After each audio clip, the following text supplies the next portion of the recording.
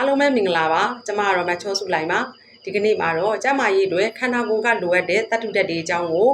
မျှဝေပေးသွားမှာဖြစ်ပါတယ်တတ္ထုဓာတ်တွေကဘာတွေလဲဆိုတော့ကယ်လ်ဆီယမ်ရှိမယ်မက်ဂနီဆီယမ်ရှိမယ်ပိုတက်ဆီယမ်တို့ဖော့စဖိတ်တို့ရှိမယ်ကောပါတွေဇင်းတွေပြီးရင်အိုင်ရင်းတို့အိုင်အိုရင်းတို့မော်လဒီနန်တို့ခရိုမီယမ်တို့ဆီလီနီယမ်တို့ရှိမယ်နော်ဒီတတ္ထုဓာတ်တွေဒီခန္ဓာကိုယ်ရဲ့ကြန့်ခိုင်ဖွံ့ဖြိုးဖို့အတွက်လည်းအရေးပါတယ်ခန္ဓာကိုယ်မှာရှိတဲ့ကြွက်သားတွေနော်လှုပ်ရှားနိုင်ဖို့အတွက်လည်းတတ္ထုဓာတ်တွေလိုအပ်တယ်ခန္ဓာကိုယ်ရဲ့ရေဓာတ်တွေထိန်းညှိပေးဖို့အတွက်လည်းဒီတတ္ထုဓာတ်တွေကလိုအပ်တယ်ဆဲတွေအတွက်လည်းလိုအပ်တယ်အာယုံကြောတွေအတွက်လည်းလိုအပ်တယ်ဟော်မုန်းတွေအတွက်လည်းလိုအပ်တယ်ခန္ဓာကိုယ်ကဗီတာမင်တွေစုပ်ရရှိဖို့အတွက်ကလည်းဒီတတ္ထုဓာတ်တွေကအရေးပါတယ်ဒါကြောင့်ဒီခန္ဓာကိုယ်ကြီးဒီတတ္ထုဓာတ်တွေကိုအများကြီးမလိုဘူးဆိုပေမဲ့လို့လည်းမရှိမဖြစ်ကိုလိုအပ်နေတာဖြစ်ပါတယ်เนาะခန္ဓာကိုယ်ကြီးကလည်းသူ့လိုမထုတ်လုပ်နိုင်တဲ့အခါမှာဒီတတ္ထုဓာတ်တွေကိုစားပြီးဖြည့်ပေးမှသာခန္ဓာကိုယ်ကြီးကဒီဓာတ်တွေကိုရရှိစေမှာဖြစ်ပါတယ်ဒါဆိုရင်တတ္ထုဓာတ်ကျွဲဝတဲ့အစားအသောက်တွေကဘာတွေလဲဆိုတော့ကယ်လ်ဆီယမ်ရရှိဖို့အတွက်ဆိုလို့ရှိရင်ဒီနို့နဲ့နို့ထွက်ပစ္စည်းတွေစားပေးရမယ်เนาะထောဘတ်တို့တိုဟူးတို့ငါးတို့ပဇွန်တို့နှမ်းနဲ့တို့ဒါတွေကိုစားပေးရဒါမှကယ်လ်ဆီယမ်တွေရရှိစေမယ်ခန္ဓာကိုယ်ကเนาะနောက်တစ်ခုကတော့ဒီမက်ဂနီဆီယမ်ပါတဲ့အစားအသောက်တွေကတော့ရွှေဖယုံစေးတို့ပြီးလို့ရှိရင်ထောဘတ်သီးငပြောသီးเนาะသင်မောသီးဒိန်ဂျင်တို့ဟင်းနူနွယ်တို့ဒါတွေကိုစားတောက်ပေးရပိုတက်ဆီယမ်ပါတဲ့အစားအသောက်တွေကတော့ဖရဲသီးတို့ဖယုံသီးတို့ထောဘတ်သီးတို့တခွာသီးတို့ငပြောသီးတို့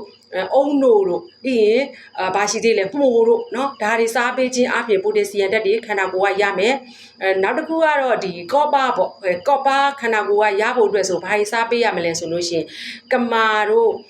ပြီးလို့ရှိရင်အသားငါးအုံနှောက်တို့စပစ်တို့မက်မွန်တို့ဒါတွေကိုစားပေးရမယ်နော်နောက်တစ်ခုဇင်းတက်ရဖို့ဆိုလို့ရှိရင်ဘာတွေကိုစားသုံးပေးရမလဲဆိုလို့ရှိရင်ဆန်တို့ပြီးလို့ရှိရင်စပနန်တို့ဒီအသားငါးပေါ့နော်အသားငါးကြက်ဥပြီးလို့ရှိရင်ဗာလဲအခွန်မာကြီးတွေเนาะဒါတွေကဆိုလို့ရှိရင်ဇင်းတက်တွေကိုရရှိစေတယ်ပေါင်မုတ်ဇင်းတက်တွေကိုရရှိစေတယ်နောက်တစ်ခုကတော့အိုင်ဝိုရင်းပါတဲ့အစားအသောက်တွေကတော့ကြက်ဥတို့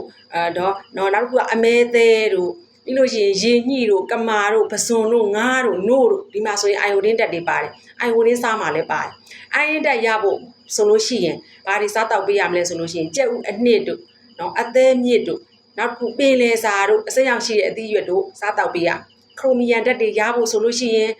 ဘာတွေစားပေးရမလဲဆိုတော့အာလူးတို့ပန်သီတို့ဘရော့ကော်လီတို့ဘလက်ကော်ဖီတို့အမဲသားတို့စားပေးရ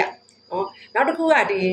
ဘာရှိသေးလဲဆိုတော့ဆီလီနီယမ်ကတော့တတိဝလန်တွေအားလုံးမှာပါတယ်နော်ဒါကြောင့်ဒီအသီးအနှံတွေကိုစားသုံးမှသာခန္ဓာကိုယ်ကတတ္ထုဓာတ်တွေကိုရရှိစေမှာဖြစ်ပါတယ်ဒီလိုမှမဟုတ်ဘူးဆိုရင်တော့ခန္ဓာကိုယ်ကြီးကတတ္ထုဓာတ်တွေချွတ်တဲ့လက္ခဏာတွေဖြစ်လာမှာပါเนาะဒါဒီအစားအသောက်တွေကိုစားသုံးပေးခြင်းအပြင်အစားအသောက်နဲ့ကျန်းမာရေးစောင့်ရှောက်ခြင်းလို့ခေါ်ပါတယ်เนาะဒီနေ့ရဲ့မျှဝေမှုလေးကတော့ဒီလောက်ပါပဲနောက်နေ့မှာတော့တတ္ထုဓာတ်တွေချွတ်တဲ့ခြင်းကြောင့်ဖြစ်လာတဲ့เนาะယောဂလက္ခဏာတွေအကြောင်းကိုမျှဝေပေးသွားဖို့ရှိပါတယ်မိတ်ဆွေများအားလုံးယောဂဗျာတွေကင်းဝေးပြီးတော့စိတ်နှလုံးအေးချမ်းကြပါစေရှင်